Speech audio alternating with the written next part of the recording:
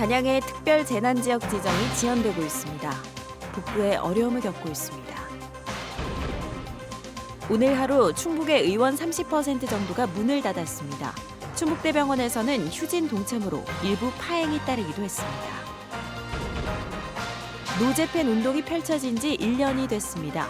공공기관의 복사기 등 특정 품목 일본 제품 선호는 그대로였습니다.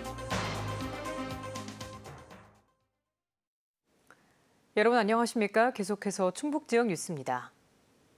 집중호우로 500억 원이 넘는 수해를 입었지만 아직 특별 재난지역에 포함되지 못한 곳이 있습니다. 바로 단양인데요. 피해가 커서 복구는 시급한데 인력과 장비 지원에서도 후순위로 밀려 복구도 제대로 이루어지지 못하고 있습니다. 조미애 기자입니다.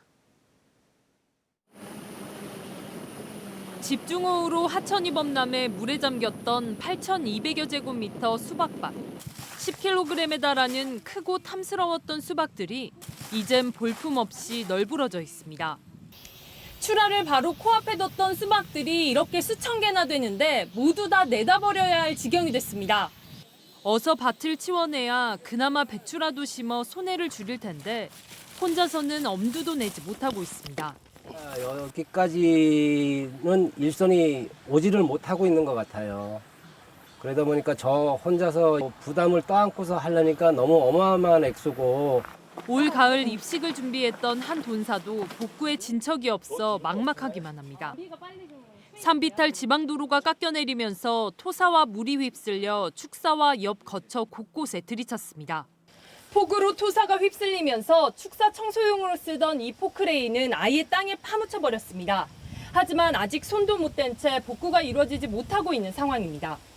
그나마 가재 도구를 바깥으로 빼내고 집안부터 손보려 하지만 아직 물도 채 빠지지 않은 데다 곰팡이가 가득 피어 어디서부터 손을 대야 할지 난감합니다. 그래도 이곳에서 새우잠을 자더라도 축사 복구가 급선무라는 주인. 피해도 피해지만 단양의 특별재난지역 지정이 지연되면서 상실감이 더욱 큽니다. 이 정도니까 빨라야 내년 상반기 그 정도로 계획하고 있습니다. 속상합니다. 그리고 재난구역으로 선포됐으면 더 나을 나위 없이 빨리 진행이 됐을 텐데 좀 그런 면에서 많이 아쉽습니다. 한편 지난 2일 폭우 당시 단양에서 급류에 실종된 40대 여성도 오늘 단양군 가곡면 남한강에서 숨진 채 발견됐습니다. MBC 뉴스 조미입니다. 의대 정원 확대 등에 반발하는 대한의사협회의 집단 휴진이 강행된 가운데 충북에서도 오늘 하루 전체 의원의 30% 정도가 문을 닫은 것으로 집계됐습니다. 충청북도는 11개 시군 884개 의원 가운데 30% 정도인 260여 개 의원이 집단 휴진에 동참하거나 휴가 등 개인적 사유로 오늘 하루 문을 열지 않았다고 밝혔습니다. 50여 개 종합병원은 대부분 문을 열었지만 충북대병원의 경우 인턴과 전공의 100여 명이 집단 휴진에 동참하는 등 일부 파행이 따르기도 했습니다. 김강립 보건복지부 차관은 충북대병원을 방문해 비상진료 대책을 점검하고 의료 공백 최소화를 당부했습니다. 청주에서는 20대가 충북 83번째 코로나19 확진 판정을 받았습니다. 충청북도는 청주시 흥덕구에서 혼자 거주하던 20대 남성이 오늘 오전 코로나19 확진 판정을 받아 충북대 병원으로 옮겨져 치료를 받고 있습니다. 첫 미열 증상이 나타난 12일까지는 외출을 하지 않았지만 어제 검체 코로나19 검사를 위해 왕복 택시를 타고 흥덕구의 한 병원을 방문한 것으로 확인됐습니다. 노재팬 운동이 펼쳐진 지난 1년, 일본 제품 구매를 자제하자는 조례안이 탄생하기도 했었죠. 그런데 공공기관의 복사기 등 특정 품목의 일본 제품 선호는 그대로였습니다. 최근 1년 동안 새로 산 복사기 10대 중 거의 8대가 일본 제품이었습니다. 심충만 기자입니다. 충북도청의 한 사무실. 지난 5월 500만 원이 넘는 일본 기업의 전자 복사기를 새로 들였습니다. 이 부서가 반년 전쯤 구매한 또 다른 기기도 마찬가지.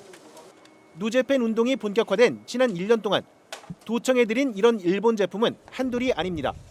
기침은 없고요. 기호상 출력 유리나 소납과 비교 등에서 각 부서에서 총체적으로 검토한 다음에 제품을 특정 지어서 지자체뿐만 아니라 정부나 공공기관, 일선학교와 대학도 마찬가지.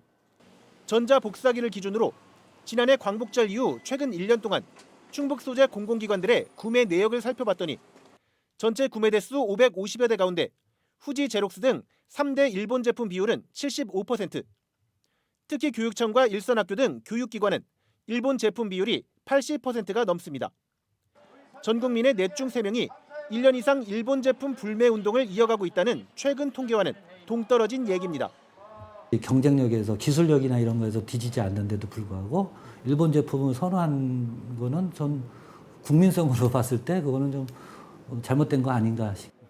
감정적 불매 운동이 모든 소비의 선택 기준이 될 수 없고 다양한 선택도 존중돼야 하지만 전국적 노제팬 운동이 본격화된 이후 국산 대체제가 없지도 않은 품목에서 공공기관의 일본 제품 구매 비율이 이렇게까지 압도적인 건 의외라는 반응입니다.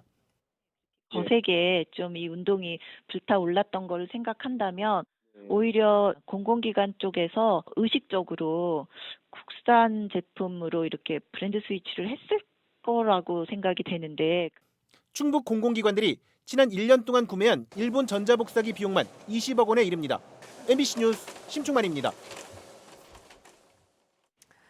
4.15 총선 부정선거 의혹을 받는 더불어민주당 정정순 국회의원 측 선거 관련자 2명이 기소됐습니다.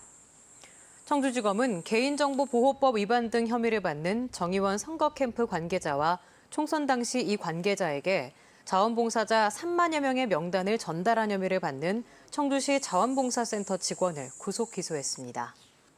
이들의 첫 공판은 오는 28일에 열릴 예정입니다. 충북대학교 병원이 직원 채용 과정에서 일부 규정을 준수하지 않은 것으로 드러났습니다.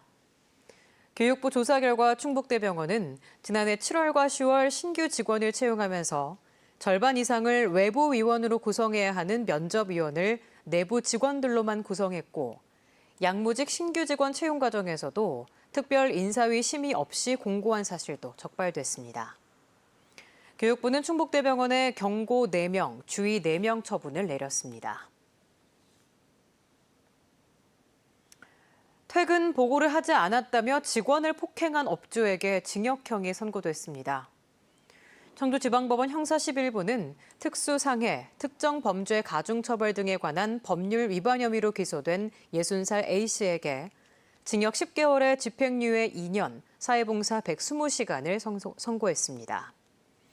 건설업체를 운영하는 A씨는 아무 말 없이 퇴근해 화가 났다며 직원을 카메라 삼각대 등으로 수차례 때린 혐의 등으로 재판에 넘겨졌습니다. 재판부는 피해자가 경찰에 신고한 것에 앙심을 품고 다시 폭력을 행사해 죄질이 좋지 않다고 지적했습니다. 청주 김수현 드라마 아트홀이 오늘 문을 열었습니다. 옛 청주시장 관사를 리모델링한 김수현 드라마 아트홀은 전시홀과 소공연장, 드라마 명장면 영상 등을 모은 전시관 등이 구성돼 있습니다. 청주 출신인 김수현 작가는 사랑이 뭐길래, 엄마가 뿔났다 등 100여 편의 드라마를 집필한 국내 대표 드라마 작가입니다. 청주시는 김수현 드라마 아트홀에서 수암골까지 1.3km 거리를 드라마 테마 거리로 조성할 예정입니다. 충청북도 교육청이 청주 가경동 서현 홍골지구에 가칭 서현 2초로 이전할 인근 구도심의 초등학교를 재공모합니다. 충청북도 교육청은 이전하고 남은 기존 학교 건물과 부지를 주민들을 위한 교육문화 복합시설로 조성한다는 조건을 내걸고 오는 10월 5일까지 이전 재배치 희망학교를 공모한다고 밝혔습니다. 앞서 지난해 말 교육부는 가칭 청주 서현 2초 신설안을 승인하면서 개교 시점인 2023년 3월까지 구도심에서 이전할 기존 1개 학교를 확보하라는 조건을 달았습니다. 지금까지 충북 지역 뉴스였습니다. 고맙습니다.